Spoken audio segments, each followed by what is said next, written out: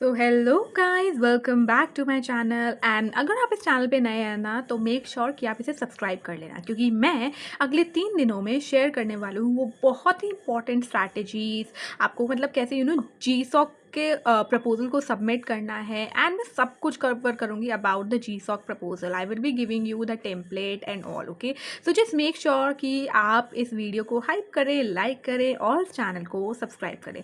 तो चलो पहले स्टार्ट करते हैं हम हमारे पार्ट 1 से, because the most important thing is the GSoC proposal, like the strategy you uphold. Okay, so let's discuss this first. So देखो स्ट्रैटेजी ये होनी चाहिए। देखो सबसे पहले कि आपको जो जी सॉक का सिलेक्शन है ना उसे समझना है कि एक्चुअली उस वो वर्क कैसे करता है। ठीक है, मतलब किस बेसिस पे चीज़ें सिलेक्ट होती हैं, रिजेक्ट होती हैं, ये आपको पहले देखना होगा। ओके, सो अगर आप देखो ना तो ज़्यादातर प्रपोजल्स पता है इसलिए फेल नहीं होते क्योंकि वो बेकार लिखते हैं, बट इसलिए फेल होते हैं क्योंकि जो एप्लीकेंट्स है ना वो काफ़ी इंपॉर्टेंट स्टेप को एक को मिस कर देते हैं, जो कि है मतलब समझना कि किस चीज़ की कितनी वेटेज है। ठीक है, तो आज इस वीडियो में मैं सबसे पहले आपको बताने वाली हूँ कि मेंटर्स जो हैं किस बेसिस पे इवैल्यूएट करते हैं आपके प्रपोजल को। देखो जो सबसे पहली चीज़ जो मैटर करती है ना वो होता है आपका प्रायर कंट्रीब्यूशन, एंड इसका सबसे ज़्यादा वेटेज होता है आपके जी सॉक के प्रपोजल में, क्योंकि ये प्रूव करता है कि आप अपने कोड बेस में नेविगेट कर सकते हैं कि नहीं कर सकते। अगर मैं स्टार की बात करूँ तो I would give it like a 5 star rating कि ये इसकी सबसे ज़्यादा वेटेज होती है। जो सेकंड चीज़ जो मैटर करती है सबसे ज़्यादा वो है टेक्निकल फीजिबिलिटी। एंड ये क्यों मैटर करती है कि आप जो अपने जी सॉक के ना प्रपोजल में जो आप टाइमलाइन लिख रहे हो हर टास्क को कंप्लीट करने की, क्या वो रियलिस्टिक है, क्या वो डिटेल्ड है। तो याद रखना कि आपने जी सॉक में ना जो टाइमलाइन लिखो वो काफ़ी रियलिस्टिक लिखो। ये नहीं कि आप बड़ी बड़े दावे कर दो, जिसे कहते हैं ना कि मैं ये भी कर दूंगा, मैं इतने दिन में ये भी कर दूंगा। आप अपनी टाइमलाइंस को जितना हो सके रियलिस्टिक रखना एंड डिटेल्ड रखना। ठीक है, बात करो इसकी वेटेज की तो I would give it a 4 out of 5 star.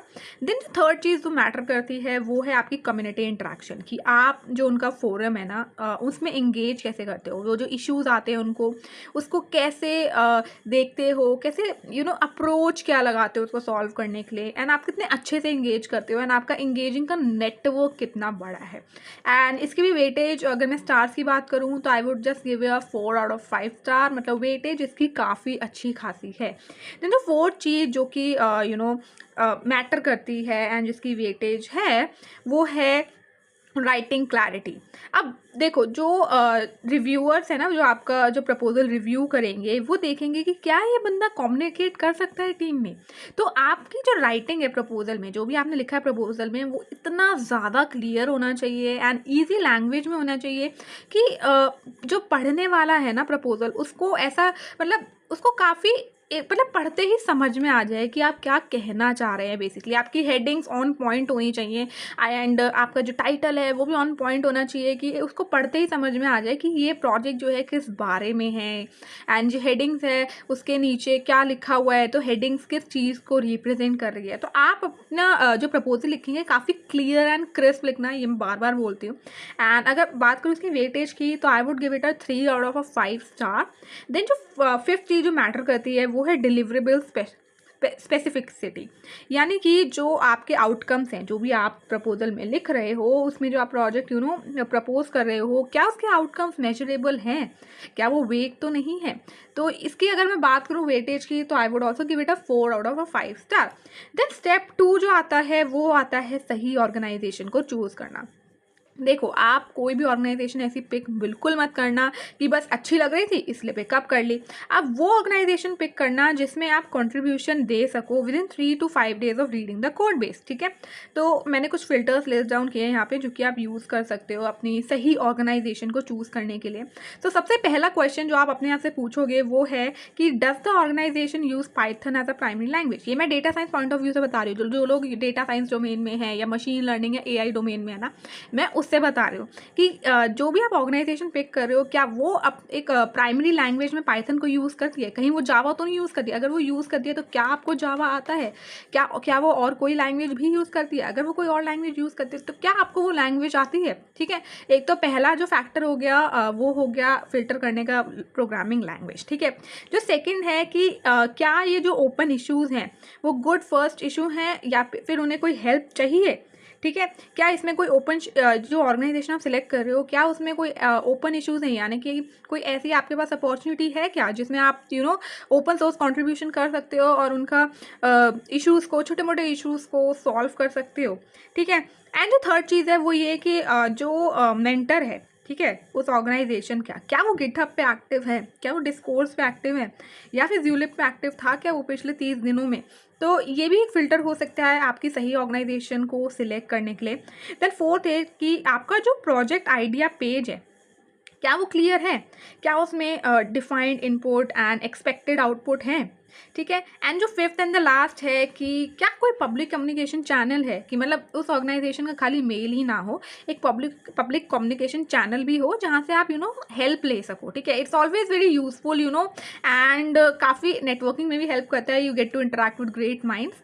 Then step 3 की आप अपना कंट्रीब्यूशन ना पहले दो, लिखने से पहले दो। ओके, सो ये एक काफ़ी इंपॉर्टेंट स्टेप माना जाता है। ठीक है, जो प्रपोजल है ना, ठीक है, अगर उसमें एक भी पीआर मर्ज्ड है, ठीक है, एंड उसका जो एक्सेप्टेंस रेट है ना वो काफ़ी ज़्यादा बढ़ जाता है कंपेयर टू द प्रपोजल जिसका मर्ज्ड पीआर नहीं है। ठीक है, एंड इसमें कुछ तरीके हैं जिससे आप फाइंड आउट कर सकते हो अपना पहला कंट्रीब्यूशन क्विकली।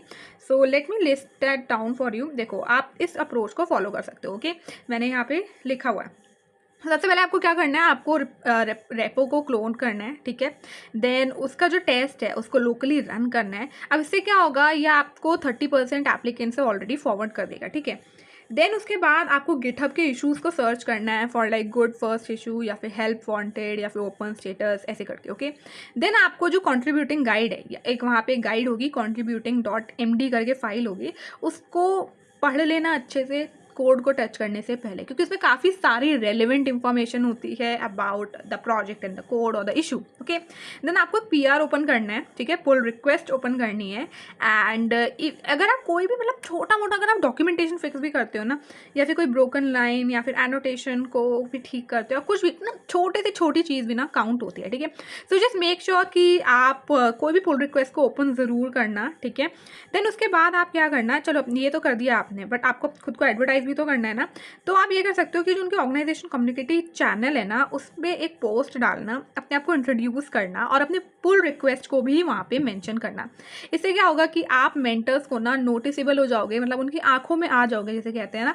तो आपको काफ़ी प्रपोजल में एक्सेप्ट होने में थोड़ी बहुत मदद मिल जाती है, क्योंकि आप मेंटर्स की आंखों में आ जाते हो बेसिकली कि हाँ ठीक है, इस बंदे ने पुल रिक्वेस्ट ये वाली बनाई, ओपन की थी, एंड देन इसने सॉल्व करी या कुछ फिक्स किया। ओके, एंड वंस आपकी जो पुल रिक्वेस्ट है वो रिव्यू हो जाएगी या फिर मर्ज हो जाएगी कमेंट्स के साथ, तो आप क्या करना, उसको लिंक कर देना अपने प्रपोजल में कि देखो मैंने ये वाली जो पुल रिक्वेस्ट है इसको ओपन किया था एंड ये मर्ज भी हुई है कॉमेंट्स के साथ।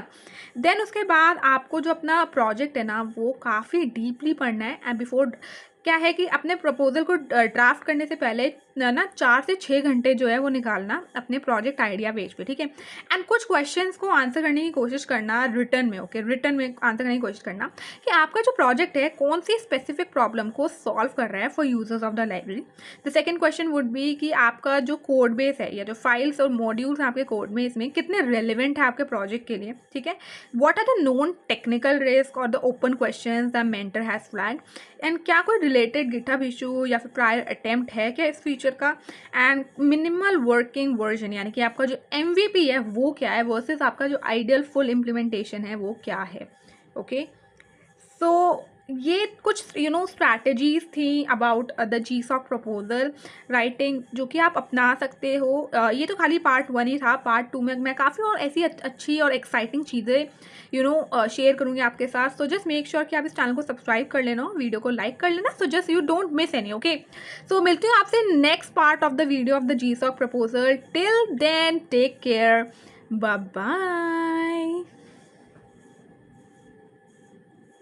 एंड या बाय से पहले मैं एक और चीज़ बताना चाहूँगी, अगर आपको पीडीएफ चाहिए ना तो ये आपको मेरे ऑफिशियल टेलीग्राम चैनल पे मिल जाएगी, एंड टेलीग्राम चैनल का लिंक जो है मैं डिस्क्रिप्शन में डाल दूँगी, तो जस्ट मेक श्योर कि आप वहाँ से एक्सेस कर लेना। ओके, सो मिलते हैं आपसे नेक्स्ट वीडियो में। Till then bye bye.